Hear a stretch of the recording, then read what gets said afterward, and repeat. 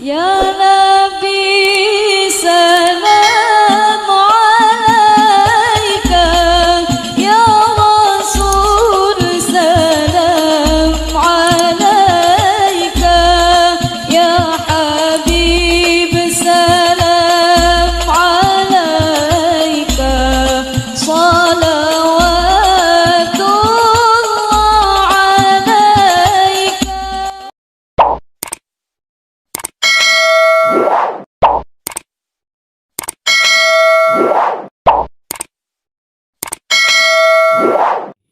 Apakah semua orang yang puasa bisa mendapatkan 4 kemuliaan tadi atau tidak? Ini poinnya.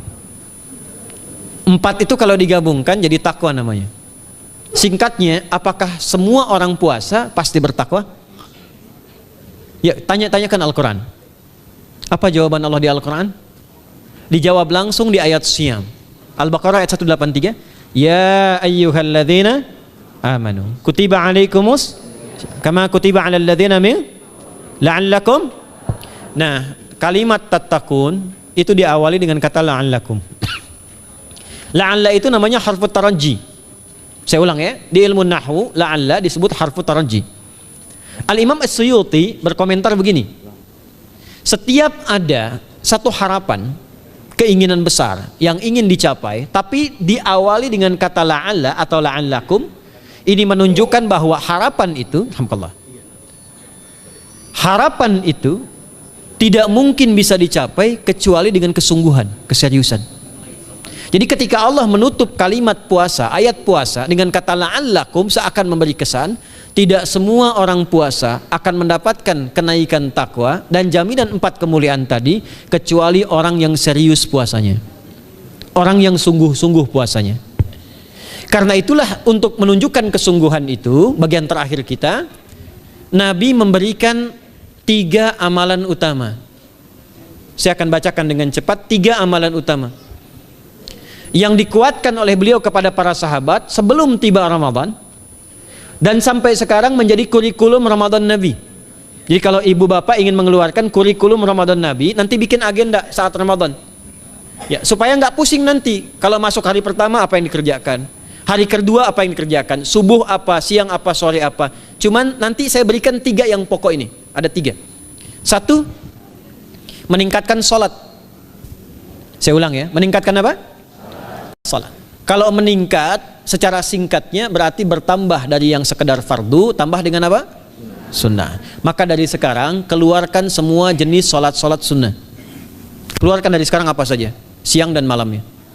Yang rawatib ada berapa rawatib? Rawatib 12. Ya, rawatib itu yang melekat dengan sholat fardu dan menentukan untuk memperbaiki sholat fardu, menambah. Jadi kalau kurang khusyuk ditambah dengan sunnahnya disebut rawatib. Bisa sebelum, bisa setelah sholat fardu. Ada 12 dari hadis Nabi sallallahu alaihi wasallam. Man shalla isnatai asyrata raka'atan, siapa yang sholat 12 rakaat fi yaumin wa lailatin, yang mengiringi sholat fardu siang dan malam, ya, bunyalahu bihinna baitun fil jannah, maka akan dibangunkan baginya satu rumah di surga kalau konsisten menunaikan 12 itu sampai meninggal dunia. Sahabat yang mendengar itu mengatakan kompak semuanya, sejak mendengar hadis itu kami usahakan istiqomah sampai meninggal tidak meninggalkannya. 12 itu 2 sebelum subuh, cepat. 4 sebelum zuhur, 2 setelah zuhur, 2 setelah maghrib, 2 setelah isya. 2 rakaat sebelum subuh, 4 rakaat sebelum zuhur. Kalau nggak bisa 4 rakaat karena terbatas waktunya, boleh 2 rakaat khusus untuk sebelum zuhur. Kalau nggak bisa 4, boleh berapa? 2. Dalilnya hadis Ibnu Umar radhiyallahu taala anhuma. Kata beliau, hafidtu asyra rakaatin, saya hafal 10 rakaat dari Nabi sallallahu alaihi wasallam salat sunnah. Maka menyebutkan sebelum zuhur 2 rakaat. Baik, jadi 12 ya. 2 sebelum subuh, 4 sebelum zuhur, 2 setelah zuhur, 2 setelah maghrib, 2 setelah isya. Ini yang disebut dengan rawatib. Jamak dari kata ratib. Di luar ini mutlak. Mutlak ini ada yang berdampingan dengan salat fardu, ada yang terpisah. Contoh yang berdampingan, 4 rakaat sebelum asar. 4 rakaat ini bukan disebut rawatib, tapi salat mutlak. Cuma waktunya berdampingan dengan salat fardu. Jadi dia nggak memengaruhi salat fardu, cuma punya keutamaan sendiri. Apa keutamaannya? Hadis Ibnu Umar radhiyallahu taala anhuma, ketika beliau menyampaikan qala Nabi sallallahu alaihi wasallam rahimallahu ra'an shalla qabla al-asri arba'an. Allah akan menambahkan rahmat pada orang yang terbiasa sholat 4 rakaat sunnah sebelum sholat asar. Jelas ya? Baik. Kemudian apalagi setelah itu? Sholat di antara dua adzan ini, adzan dan iqamah. Ya, di antara adzan dan iqamah.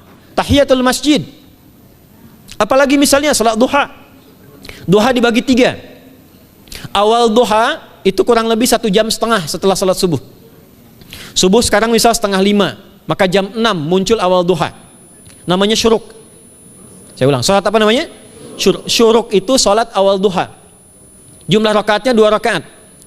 Man shalal ghadata fil jama'ati thumma yaqudu yadhkurullah subhanahu wa ta'ala fayusalli rak'ataini fakana alaihi ka ajri umratin wa hajjin, ya ka ajri ummatin wa hajjin tamatan. Siapa yang sholat subuh 2 rakaat dengan berjamaah, ya, dan umumnya kalau berjamaah bisa ke masjid di masjid.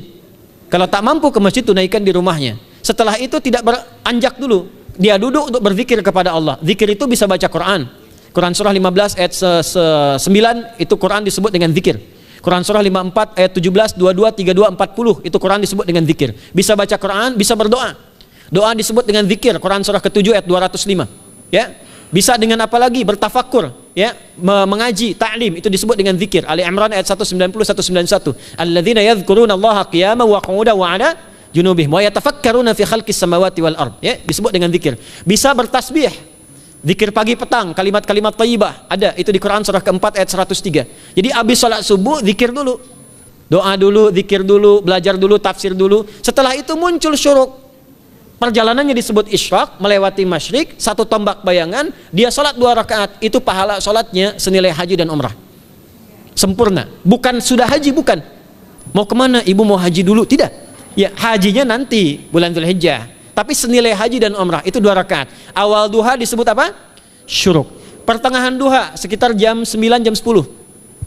Jumlahnya 2 sampai 4 rakaat. Ya, 2 sampai 4 rakaat.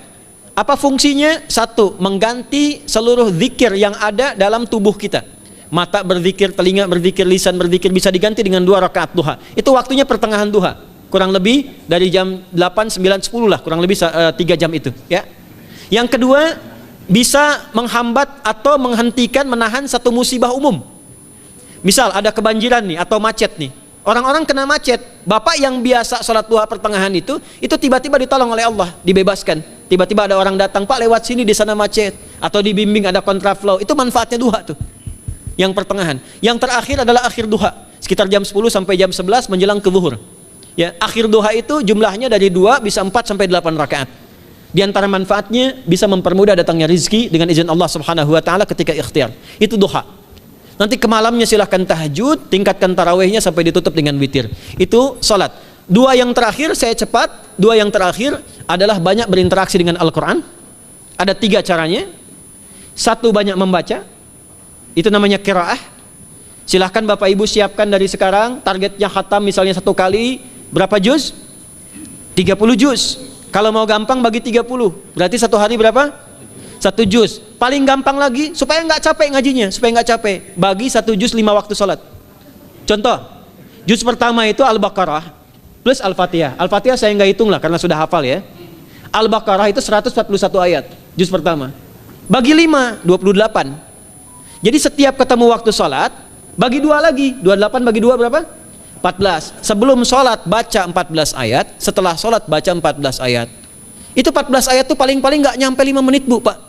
Kalau investasi 10 menit setiap waktu sholat bagi 2 kita baca 14 ayat, itu insya Allah selesai Ramadan khatam Quran. Itu udah rumus. Ya, tidak cukup dengan amin, siapkan dari sekarang. Siapkan. Ya.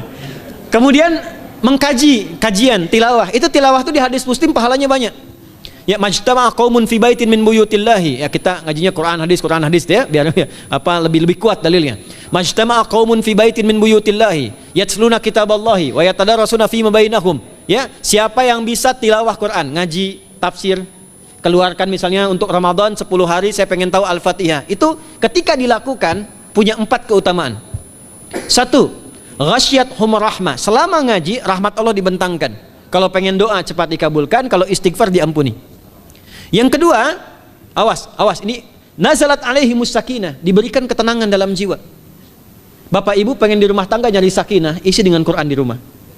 Amalan terakhir infak. Ya, hadisnya dari Ibnu Abbas, an Ibnu Abbas radhiyallahu taala anhuma, qala, ya, beliau mengatakan kana Nabi sallallahu alaihi wasallam ajwadan nas wa ajwadu ma yakunu fi Ramadan. Adalah Nabi sallallahu alaihi wasallam itu orang yang sangat luar biasa dermawan dan lembut, dan bertambah dermawan lagi ketika tiba Ramadan. Apa yang dilakukan Nabi? Mensupport sahabat, siapapun yang punya anggaran untuk infak disiapkan sebelum Ramadan. Jangan berpikir banyak, Bu. Yang penting ada anggaran. 30.000 nggak ada masalah. Setiap hari 1.000, tidak harus uang, makanan. Pernah dengar hadis ini nggak? Siapa yang memfasilitasi bukaan orang puasa walaupun dengan sebiji kurma dan sehirup air, maka dia mendapatkan pahala seperti orang puasa itu tanpa dikurangi sedikit pun. Ada? Hadisnya sahih di At-Tirmidzi. Tapi bukan berarti nyari kurma ke Tanah Abang setiap hari 1. Terus minumnya 1 sedotan aja ganti-ganti.